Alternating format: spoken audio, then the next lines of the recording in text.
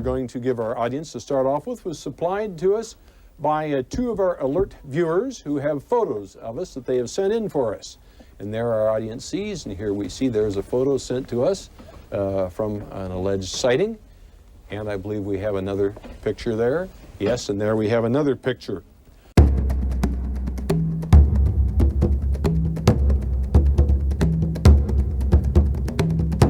Please support this channel by subscribing and leaving comments. Bigfoot or big hoax? You decide. Join me, Jack Faust, on Town Hall tonight at 6 on KATU Channel 2.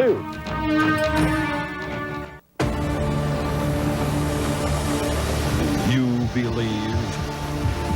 Tonight on Town Hall, a noted anthropologist says a recent sighting near Spokane offers the most persuasive proof yet that Bigfoot exists.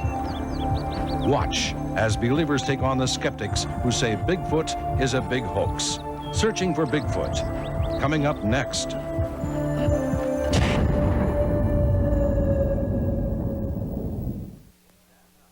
And now, your moderator, Jack Faust. Hi. Bigfoot, Sasquatch, the abominable snowman, call him or her whatever you want. It's a controversy as old as the hills in which they're sighted, and as fresh as the winds have been blowing the last couple days, because in recent weeks, more sightings. The controversy continues. Is this real? Is this imagination? Is this trickery? What is Bigfoot? That's Town Hall tonight. In our hot seats, we have, from my left to my right, four special guests. We have Caleb Burns, who is a clinical psychologist here in Portland.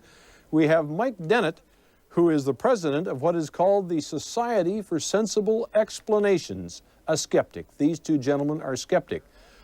Paired off with them are two who are not skeptics. We have Grover Krantz. He is a professor of anthropology at Washington State University and an author of a good-selling book on the Bigfoot controversy. Next to him is Jim Hewkin, who is a wildlife biologist, also a believer in Bigfoot. Now, what does a Bigfoot look like? One view of it we're going to give our audience to start off with was supplied to us by two of our alert viewers who have photos of us that they have sent in for us. And there our audience sees, and here we see there's a photo sent to us from an alleged sighting.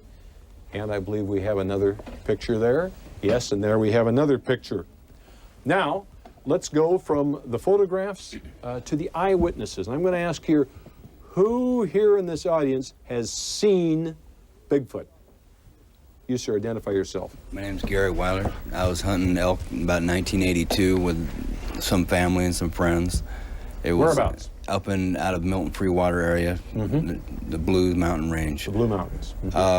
We were just getting done hunting. It was just starting to get dark. We were camped at the end of a meadow. We were all standing there, and we noticed an object come out of the far end of the meadow, came straight at us, and then paralleled us. We figured maybe it saw the fire or something. How far away? 200 yards. It had just begun to snow. There was plenty of light out. We could see it was up on two hind legs walking. We figured it wasn't no bear, because a bear usually does not walk on his hind legs no 100 yards, 150 yards, usually only under attack or something like that. They'll get up on their legs. But they walked through parallel to us to the edge of the woods, and then stopped, fiddled around. I don't know what it was doing, just standing there, and then that was the end of it. We didn't want to go after it. How big would you say?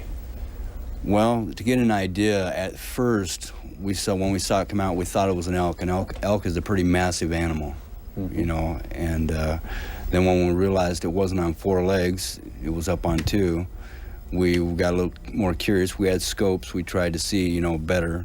We couldn't tell no hair color or anything. We knew it was dark, blackish color, and it was rather big, you know, probably 9-10 feet tall. What was it walking on? Snow. Did it leave tracks? We did not go up there to look. Well, we weren't interested, you know. Like I say, you know, brave white hunters, you know, but we didn't want to go look. Who else? Other sightings. Right there, you, sir. Identify yourself, please. Yeah, my name is John Parsons. I belong to the Western Bigfoot Society. I recently joined. I had a sighting in 1979, the end of October. Whereabouts? It was in Oregon Coast, Coal Mountain Road. and I was deer hunting up there. It was the middle of the night, about 2 o'clock. Now, what kind of terrain is this? Tell our viewers. No, we're talking about just dense forest. Dense area. forest. Right, but it was. I was parked with a friend of mine in his camper, and I just got out to use the great outdoor restroom at 2 o'clock in the morning, and it was a full moon. I swung the camper door open. There it was, about 30 feet behind me, and right in front of me, just staring at me. It was up an overgrown road. It must have come up an overgrown road to investigate. I was curious, maybe the camper was there, and I startled it, and it startled the living heck out of me. And I reached around. I looked at it for about 30 seconds. I reached around and grabbed a flashlight. At what range? It was about 30 feet from me. 30 feet? About 30 feet, yeah. It was there was an overgrown road. The moon was shining from behind it, and it just massive, just blocked out the whole road. I would say it had real wide shoulders, narrow hips, and it looked to me, if I could summarize, it's more like just like a gorilla with extended legs, and it had real long arms. The arms were way down below its knees. It was hanging below its knees. It was real massive, real muscular. How tall? I figured out from this little branch that its head was rubbing on that I measured it was 7 feet 8 inches in height, and I would say it's probably 800 or 900 pounds. It left some tracks, some 14-inch tracks. What'd you do about the tracks?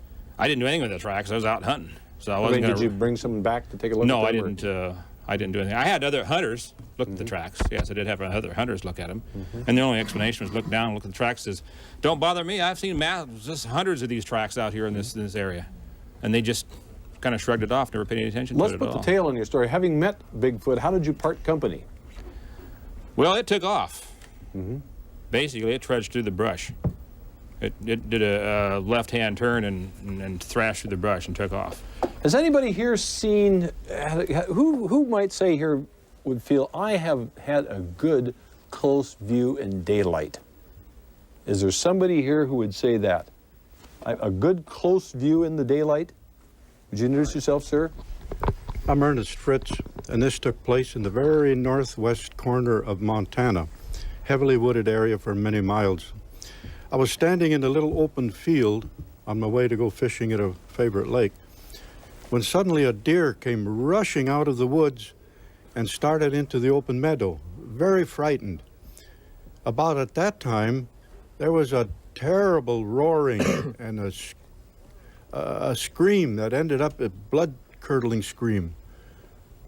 And I sank down into the grass to see what might be going on. I was a little afraid. Out of the woods bounded this creature, or whatever you would want to call it, a huge thing, probably close to 8 foot tall, dark brown fur, long arms, and walking upright on two very sturdy-looking legs. Now, how far were you at this I was about site? 100 feet from there. 100 Yes. feet? Now, the deer became paralyzed at the screech of the animal. What did it sound like? What kind of a screech was it? Well, I'd hate to try it here. Try it. I mean, what are we talking about? Are we talking about a high pitch, a roar? Okay. Okay, only it was a lot louder. All right. That wasn't too And more bad. blood curdling. Yeah. Anyway, the deer just became paralyzed, and this animal, in about 4 good long strides, grabbed the deer by the head, lifted it up bodily without any problem at all, and sank its teeth into its throat. The deer quit struggling in a few minutes, and then the animal looked right, left, to see if anything would challenge it to its kill. Seeing no problem, I think I had sunk down into the dirt a foot, trying to keep out of sight. If I had tried to take a picture of it, even if I had a camera, I wouldn't have done it. The click of the camera could have alerted it. If I'd have raised up, any movement would have alerted it, and I wouldn't be here. But anyway, making sure that nothing seemed to be challenging it, it grabbed the deer around the nose with a big, not a paw, but a hand, took the deer, slung it over its shoulder, and disappeared into the woods. Now, I was close enough to see that the facial features was, I would say, half human and half animal, just a sort of a cross in there. Now, what it did with the deer, I don't know. Did it walk, and all the time it's walking on its hind legs? Always, and very agile for its size. Very agile, very quick, fast. And how tall do you think? Very close to 8 feet at least. Between 7 and 8, but closer to That 8. matches the measurement or the estimate we just heard here. Yes, I would Yes. All right, there are 3 sightings, and I'm going to turn to you, Jim Hewkin, just ask you, you're on one of our hot seats, what other evidence, is there any evidence, tangible evidence, that goes beyond these anecdotes, these eyewitness reports? Well, I've been spending about 20 years or so in the field checking out for something like that. And I've found evidence where they have been grubbing around like a bear, tearing up logs and stumps and rolling over rocks. And it's hard to tell the evidence from a bear's evidence. You know, it's really difficult because they don't leave much sign. They hardly leave any tracks. And when you find a disturbed stump or a log or whatever, you have to look for claw marks to determine whether a bear did it or not. If there's no Jim, claw marks, you brought us a couple of photos that I think you consider to be evidence. Do you want to tell our viewers? There we go. There's one up on the screen there. Can you tell our viewers what that is? Now, these are pits that you find in the high Cascade Mountains. And we got onto this pit business way back in 1967. A logger witnessed 3 of these animals walking around a squatting position on a rock slide, smelling the rocks, picking them up and smelling them. And then finally the male found the right spot and he started digging. And he threw rocks out of there. That's one of those holes. Now, you didn't see this, though. No, I didn't see this. I went back go and ahead. checked out several years later and took measurements and everything. But I talked to the man who did and got well acquainted with him. And he said those animals were just very agile, quiet, and they didn't see him until they got through digging a hole and they came up with a nest of rodents, hibernating ground squirrels. This was late October. It was cold weather, freezing rain and snow, and they were hibernating. And they ate those rodents right on the spot. There was 3 animals, a male and a female and an infant. And Jim, so what you have shown us, in your belief, is a Bigfoot habitat. Right. To your right, my left, Grover Krantz, again for our viewers, professor of anthropology at Washington State University, author on this subject. Tell our viewers, what has convinced you that yes, there is a Bigfoot? Well, the first thing that convinced me was back in 1970 when I saw and studied a pair of footprint casts from up in the northeastern corner of Washington. And this is one we refer to now as cripple foot. The right foot was badly crippled, and I tried to reconstruct the likely bone structure. And at the time, I didn't think that was very likely real. But when I reconstructed it, I found out it was exactly the kind of design that would be necessary for an 8-foot-tall creature with an otherwise human body design. And I figured nobody could have figured this out. Where'd you get these casts? I just got them from one of the local citizens up there, and I didn't bring those particular ones here. Well, being rather observant, I've noticed that you have a few things in front of you here. Is anything here evidence of Bigfoot that I'm looking at here in this collection? Well, yes. This is a copy of a plaster cast that was made of a footprint when, well, we'll get to it later, Roger Patterson got a movie of one back in 1967. This is one of the footprints that it left, 14.5 inches long. Seems rather large, but that's a female. Here's another one, what we presume is an adult male, also from Northern California. That's 17 inches long. And that's an awful lot bigger than a human foot, as you may know. That's a foot almost big enough that I'll be playing in the NBA. He should be, yeah. Something like that. But this is an actual cast that purports to have been made. Is that correct? Right. And this, you say it's the casts that have convinced you? Yes, not just that they are casts, but in some of them I can see some details of anatomy that I figured nobody else could have plotted from nothing. And I see them in the footprints, and I figure if somebody faked those, he had to know more about human anatomy than I do and a more inventive mind than mine, and I don't think there is anybody like that. Grover, what's the name? All right. What is the name of the famous videotape that our viewers are about to see? Okay, that's sometimes referred to as the Patterson-Gimlin film. The Patterson film. And I would ask staff there to please roll this, and if you would narrate for our viewers and tell us what are we about to see. What is this videotape? There's an animal walking through the forest. That's a slightly advanced speed. It was what really forest? Where? In northwestern California, Bluff Creek. Then we're going to see the same thing in slow motion. it actually moves a lot faster than this, but this gives you a little better indication of the body size and the flowing movements. This creature would stand 6 feet 6 inches tall. I was able to figure that out with some precision from studying the film. It turned and looked at the cameraman for just a moment there. How'd this happen? Who took this? There's a man named Roger Patterson, who's now dead, and a companion named Robert Gimlin, who will still assure you that the thing is real. Now, what are we seeing now? Now, this is stop frame. We go about 5 frames on each, that is, each film is duplicated 5 times, so it's an extremely slow motion. This is the way we slow something down to study and measure the anatomy, the stride, the bend of the knee, things like that. How's that different from why wouldn't that be just a human in a suit? Well, for one thing, 6.5 feet tall is a little bit hard to match, but it's quite reasonable. For another thing, the most difficult thing is the width of the shoulders. They're far too wide to be a human being. Shoulder pads?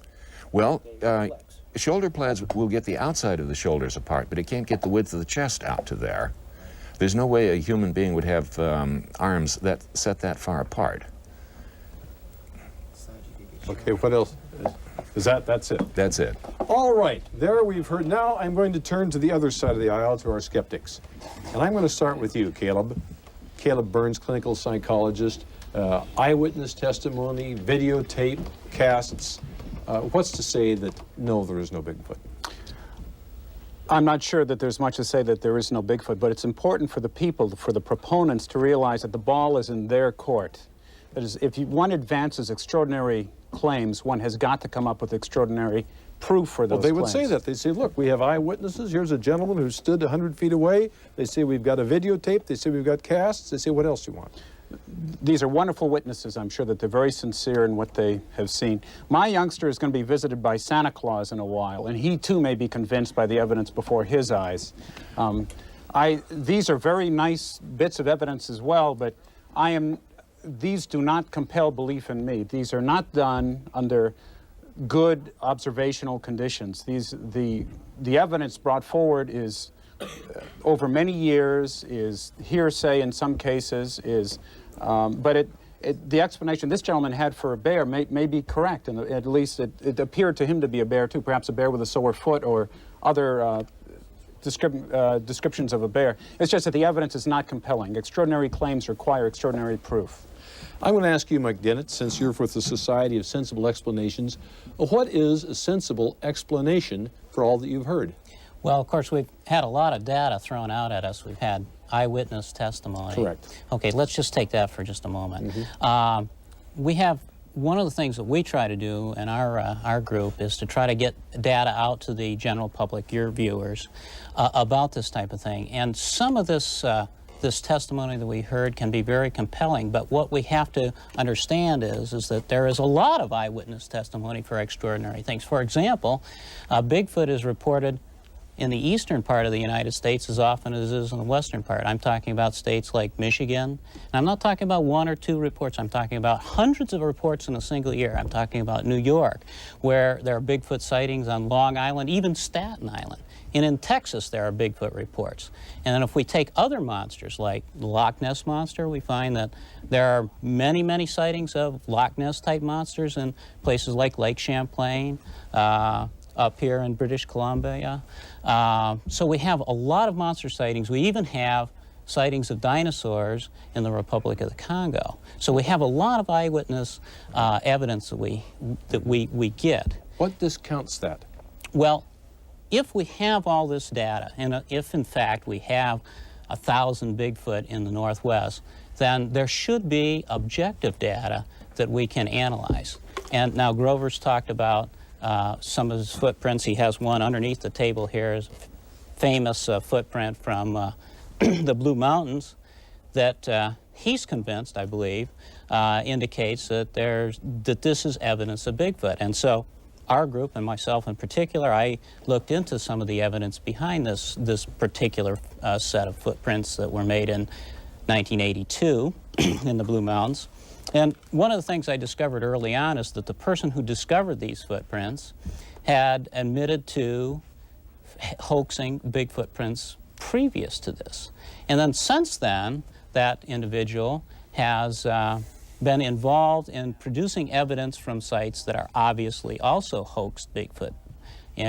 How do I know that? Well, for example, he produced some hair samples, alleged hair samples of Bigfoot, which turned out to be artificial fibers, man-made fibers. So obviously that can't be from a creature. Mike or Caleb, if you want to come in on this, tell me, since you are a skeptic, then you're a skeptic, then you tell me if I say to you, wait a minute, I just saw it on a videotape. Explain that videotape to me. If you had to bet, what is that videotape? How did that happen? Well, the Patterson film, to me, looks like a person in a bear suit, but that's not what I want your viewers. They need to take a look at it and make their own assessment. In general, the data indicates that the general public is not impressed by the Patterson film. There's less than 20% of the population that thinks Bigfoot is a reality. But Caleb, I'll ask you then, if you're going to say, well, let them make their own assessment, what can you say to help them make an assessment that would agree with yours? One is that, once again, is that in order to believe in something as extraordinary as Bigfoot, and with the great numbers and the great size and so on, we require physical proof of such a thing. We may read about Elvis Presley all we want to in the rags and so on, but to really believe that he's alive, I want to see the king perform. You know, I want to feel his sweat, and even then I want to make sure it's him.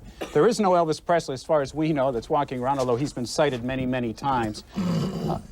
There just is no good proof that this exists. What about the videotape? Why isn't the videotape good proof? My kid loves Ninja Turtles. You know, my youngster, my 5-year-old loves Ninja Turtles. Videotapes can be faked, can be altered. They can catch the different things and so on. They just lay themselves so open for misrepresentation and showing people things. All right, Yeah, let's go. Okay, go ahead. Back to you. Well, we have some tremendous wildlife photographers in this country who are taking pictures all the time, and that's their living. They haven't produced any pictures of Bigfoot.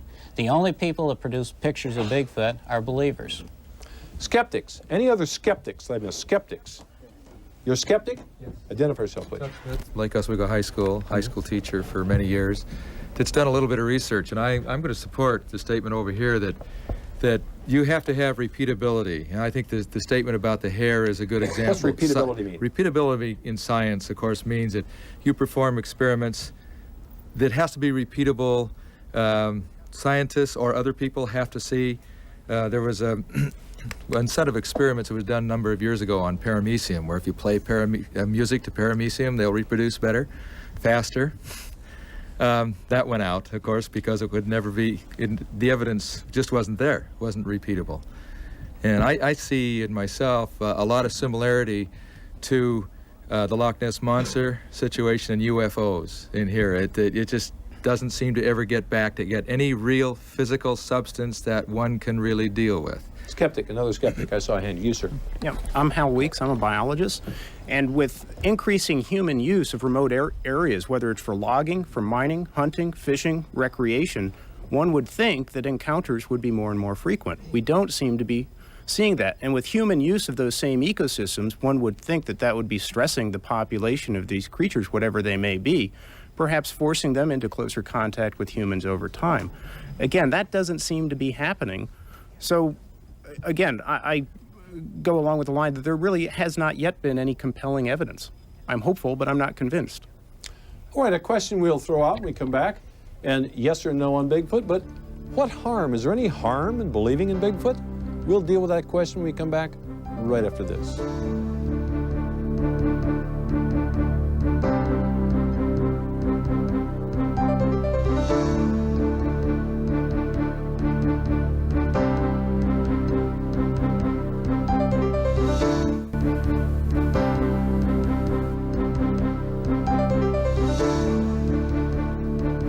All right, you may be saying, maybe it is, maybe it isn't. Big deal. What's the harm?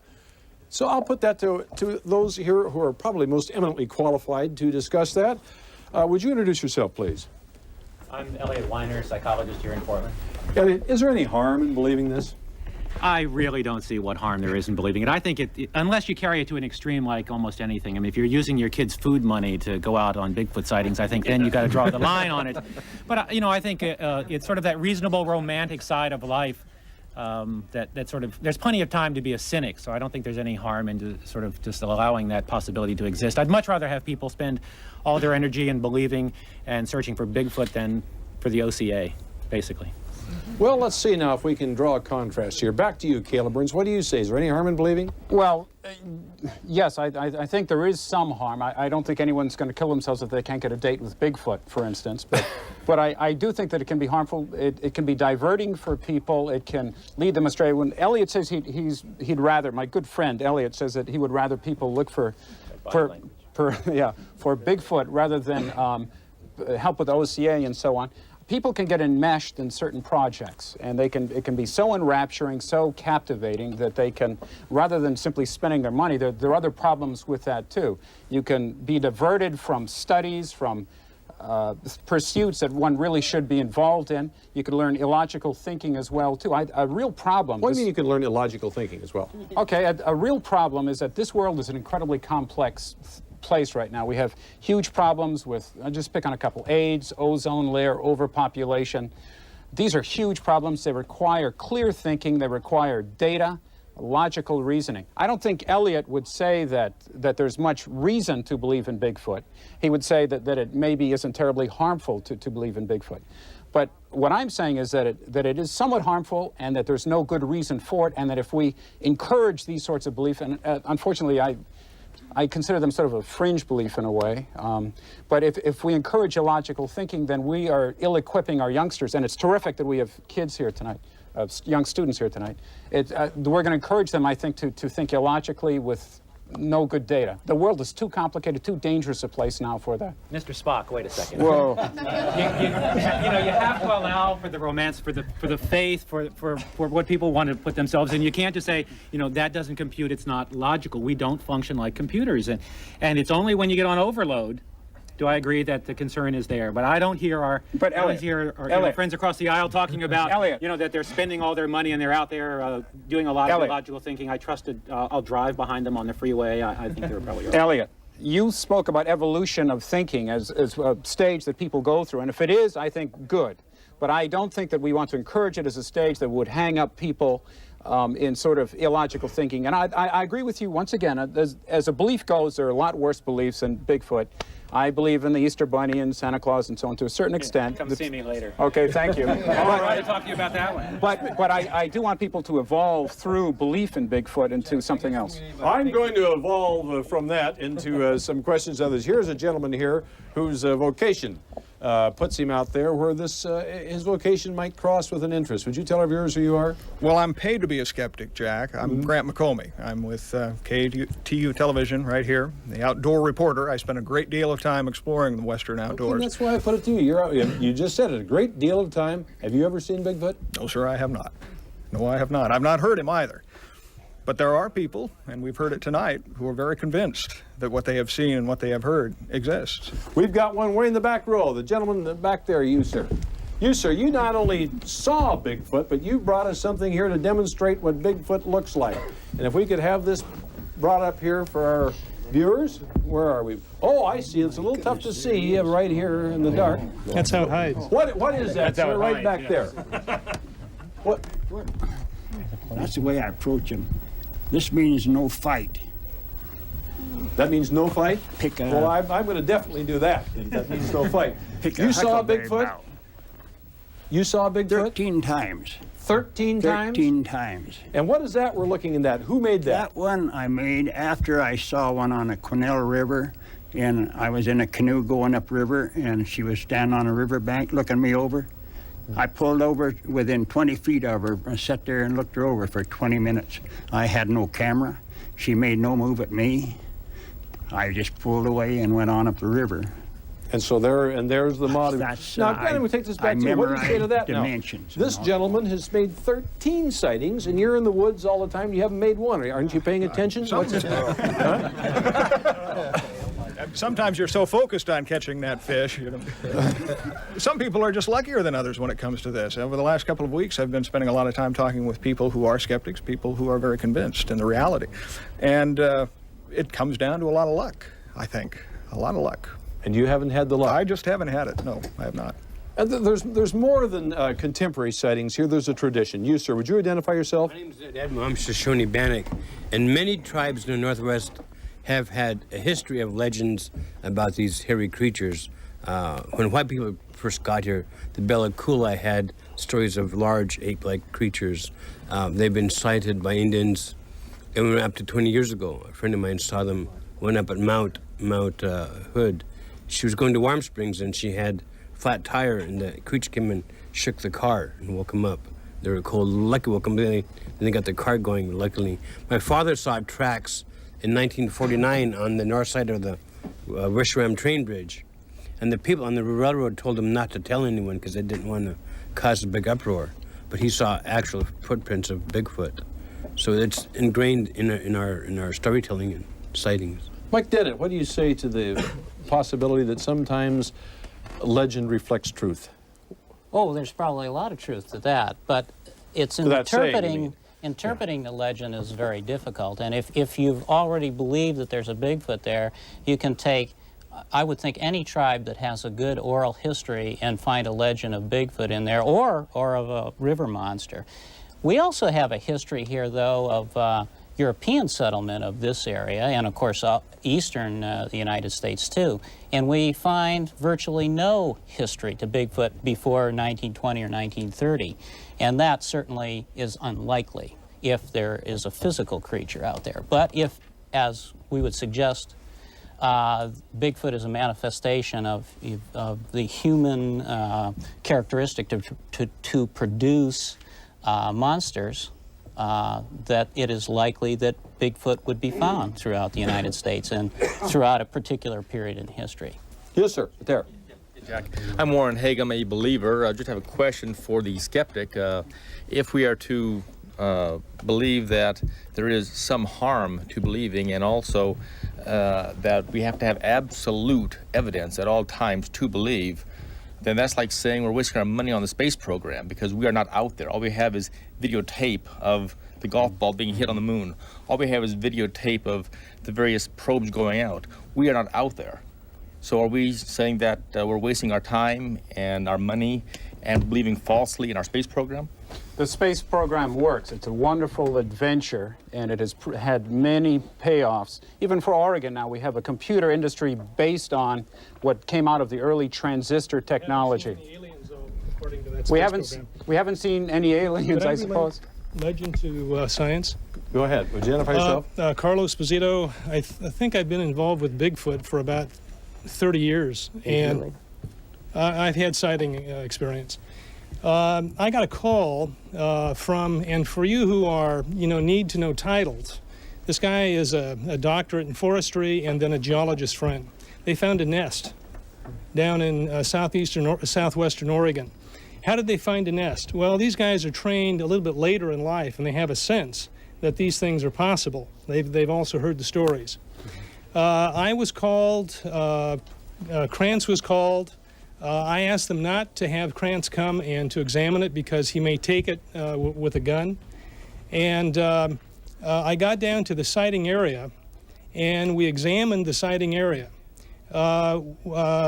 We saw the manufacture of the nest. We saw large limbs on the bottom. We saw ferns that were picked and put on the top. This was an active nest. You photographed that? We photographed it. But the thing that's important is that there are forensics capacities that are able to identify. Now, what do you mean with that? Now, a capacity to identify individually. For example, most of all of us have Social Security numbers. In the business of forensics, if you can identify an individual, the DNA, for example, if you can identify the person's DNA and exclude other people's DNA, you can convict that individual. Mm-hmm. These same processes. Have we picked up anything with DNA on Bigfoot? These same processes have been used to identify. In 1988, I was reading a forensics journal of science, and in there there was a team. This process was not active in this. It hadn't come to conclude. We're time. Yeah. Okay. Campus Fugit. We got a positive find by a European team that does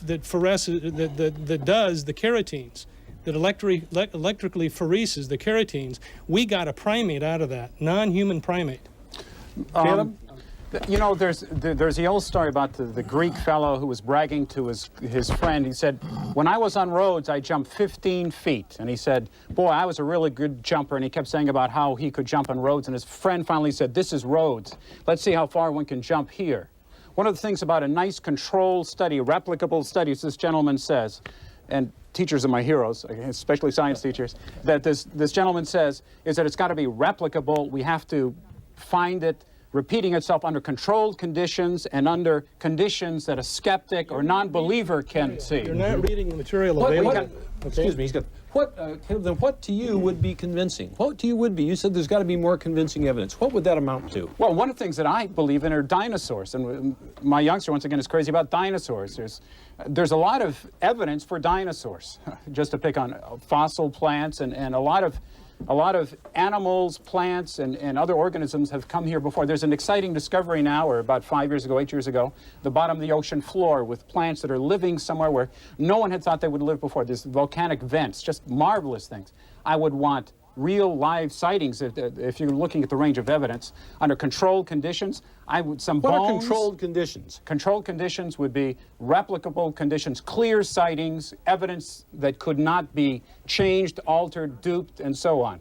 Unique, well, not unique, but evidence that occurs under controlled conditions by people that are good about determining fakery and that know about you mean maybe like skeptics coming up with the proof rather than people who are believers? Well, or independent third parties like the wildlife photographers that I mentioned earlier. All the pictures we have of Bigfoot are fuzzy photographs. I mean, even the Patterson film is very grainy and fuzzy. I mean, where are the type of photography?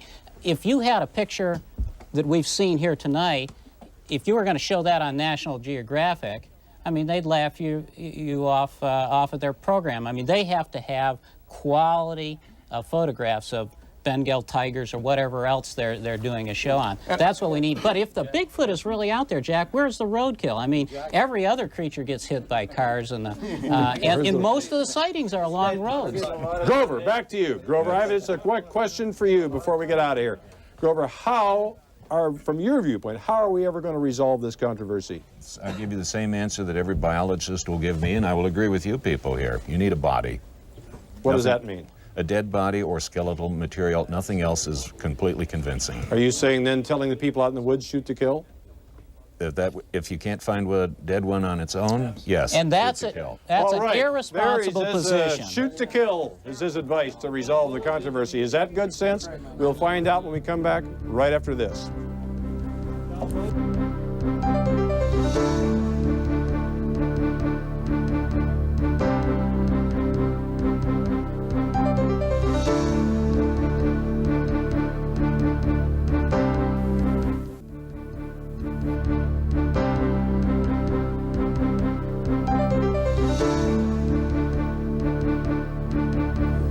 I asked how to resolve it.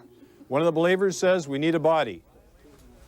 Back to you then, Grover Krantz. Yeah? You say we need a body. Would you be advocating that if someone sees this Bigfoot, like a hunter who sees a Bigfoot, that they shoot the Bigfoot? Well, hopefully it's a hunter who knows what he's shooting at and he knows how to bring it down. Yes, that should be done. Why? Why do you advocate that? They did that to us Indians for 500 years. Huh? Let him finish. It didn't work. Let him finish. Why? Please let him finish. Why? The only point in shooting one, and only one, absolutely, is to prove that they exist and to end a controversy. The second step. Please, let's just two at a time. It is possible that this is an endangered species and we are doing something that will ultimately lead to their destruction. If we find out that they are real and we find out what they need, we may correct the situation. This will not be done until they're proven to be real. No government will take any action without the proof. Therefore, if you prove they exist, we might save them. If we don't prove they exist, we're risking. I'm going to take that to you, sir. Please identify yourself. I'm Peter Watts. Watts. No, right here in front. I'm Dave Sidden from the Washington Park Zoo. And I'm going to ask you how you react to that. Well, we wouldn't advocate shooting anything that could be potentially a highly endangered species like this.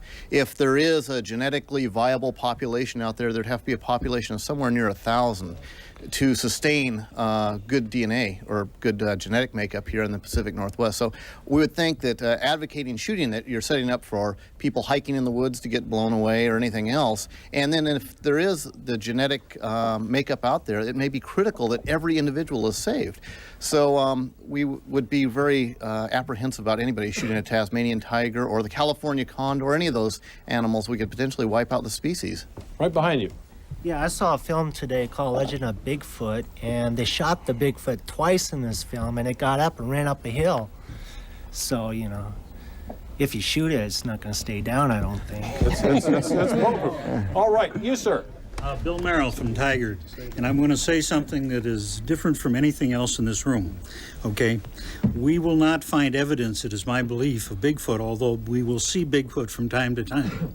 At this precise point in the universe, there are 3 or 4 other Earths functioning at different energy frequencies or dimensions.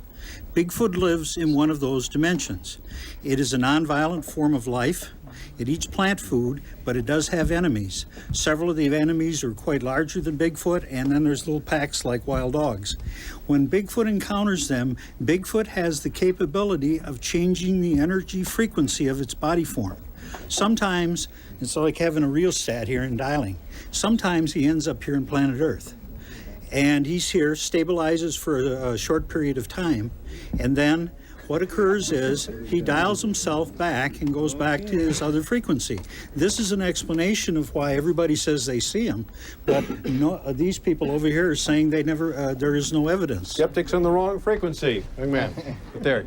I wonder if someone actually. Identify yourself, please. Okay, I'm a Lake Oswego student, and without a name. And I'm Peter Watts, and I wonder if someone actually killed one, and it was in these dimensions. Would it just disappear after it died, or would it stay there? That is the word that we had. If one died here, they would also move it back to its own frequency. Right there, back to the teacher. Yeah, Jack, I wanted to point out that, you know, in 1939, the coelacanth studies, these fish, we had evidence in the rocks and all that fish existed at one time, and everybody thought it was gone. But in 1939, a fisherman happened to catch one off the coast of Africa. Didn't know what he got, but he saved it, and they stuffed it. They got it to the biologists, and since that time they have found the home of this coelacanth, which is not gone at all. I'm saying, being a skeptic in science, we just always work from that point of view, and that's the way it needs to be, I think, because you have to have controls, you have to have evidence.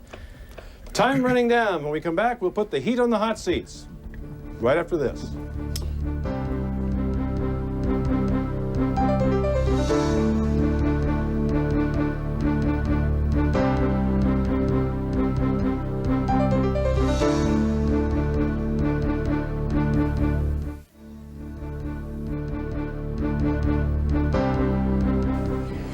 All right, as promised, we get near the end by putting the heat on the hot seats. And first, I'm going to come to you, Caleb Burns, and I'm going to say to you, Caleb, we've heard these explanations, and there are people here who would like to give you more. Eyewitness accounts, very clear.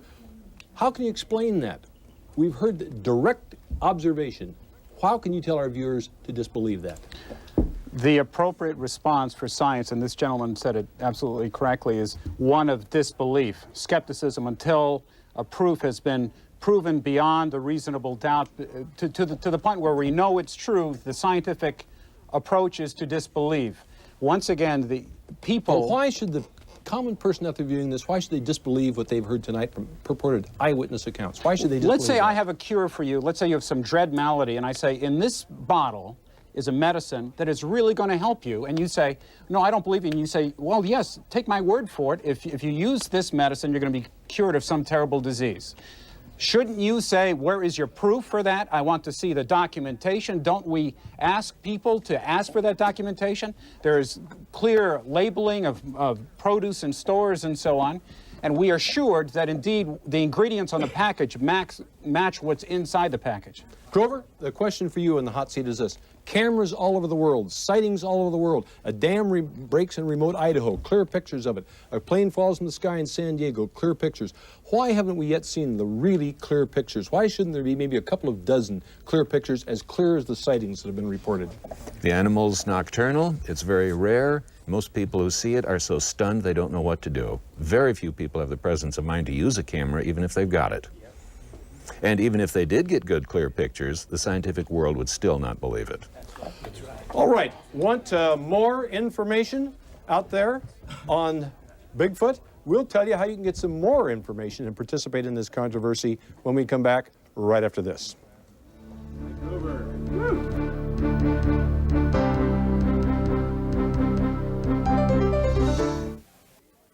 Good evening, I'm Steve Dunn. Here's a look at some of the stories we're following tonight in Channel 2 Newsroom.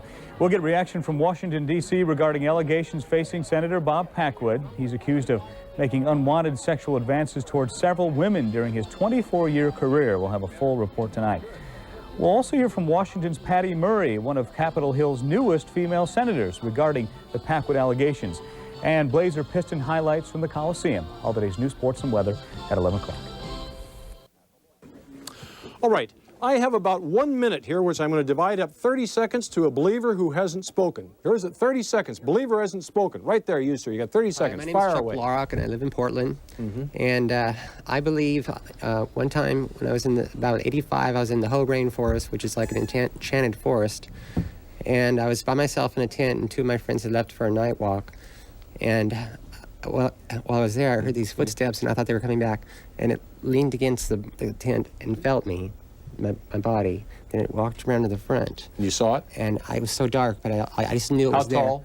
I couldn't tell how tall because it was so dark. They had the flashlight. 30 seconds for a skeptic who hasn't spoken. A skeptic, you, sir, hasn't spoken. Yeah, I believe that people want to believe. I think we all have a need to, it's called a missing link, and I think we all want to have a link to the past.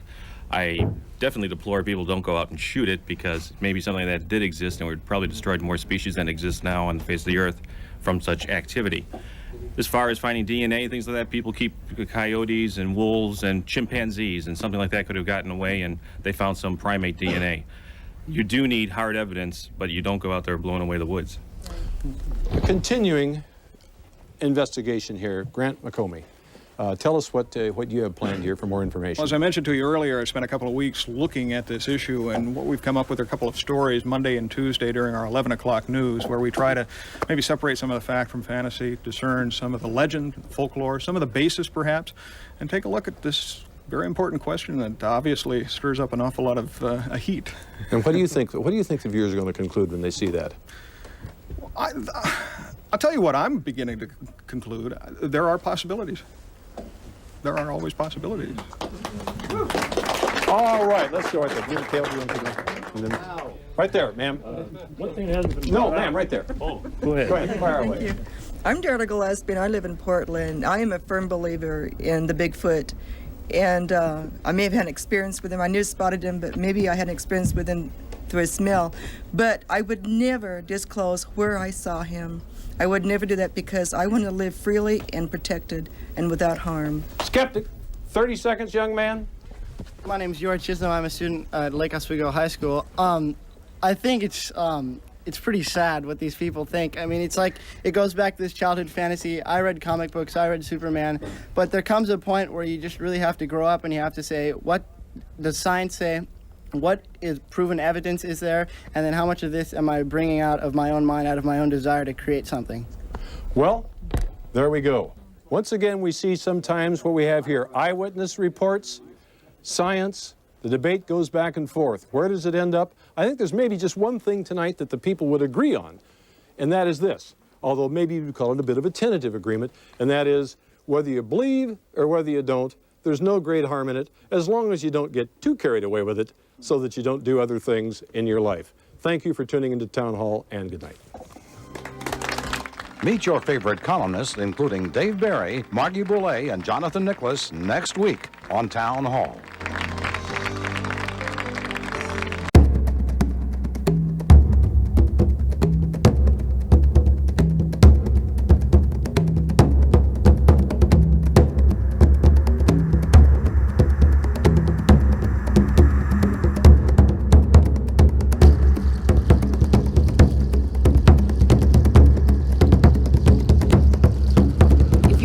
All this rare and unique content.